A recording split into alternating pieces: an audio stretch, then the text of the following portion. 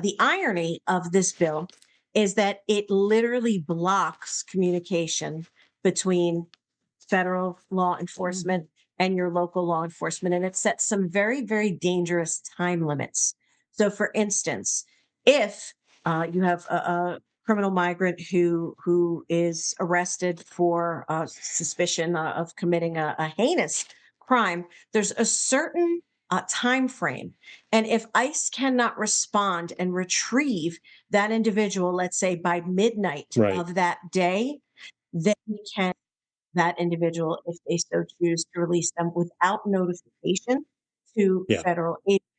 That is incredibly problematic, especially when you pair that with our bail reform policies, Mhm. which have been, with cashless bail, have been Mhm. incredibly light.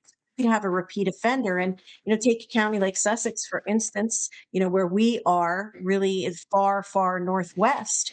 And if they are, occupied dealing with other cases with other individuals and offenders, they may not make it to that, up to that destination at that time.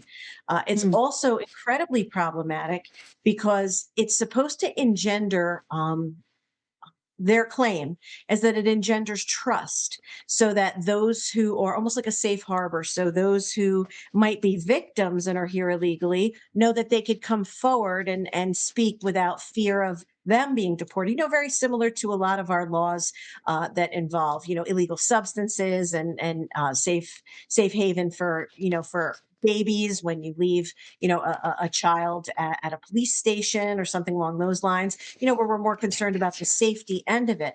But that's not at all what this does. That's not at all what this does. This, in fact, creates nothing but havoc, and it prevents our local law enforcement who are doing the apprehension from holding them and getting those individuals out of the community. So, what we are doing is we are indeed shoving those offenders back into the community to Right. reoffend against the exact same community that they just violated. And where is the compassion for those who are not even United States nationals? We have women, we have children being trafficked or were trafficked under the Biden regime across the border, human trafficked across the border for all kinds of horrible reasons. Where is their protection? Where's the compassion? A wide open border and giving carte blanche and releasing catch and release. How does that protect those women and children who were trafficked into the United States, who has lax policies now for anti-immigration enforcement? I found it appalling when they did the roll call in assembly that several examples were brought up of various criminals that came through, and the stone faced Democrat opposition was just totally unmoved. And at one point, I wanted to say, okay, if you're not moved by the harm being done to our people, are you maybe moved the harm it's doing to the pocketbook?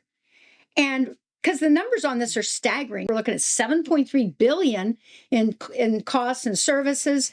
We're looking at 1,600 per taxpayer. And not even that seems to phase them. If you don't want to be worried about the human cost, what about the cost from your pocketbook?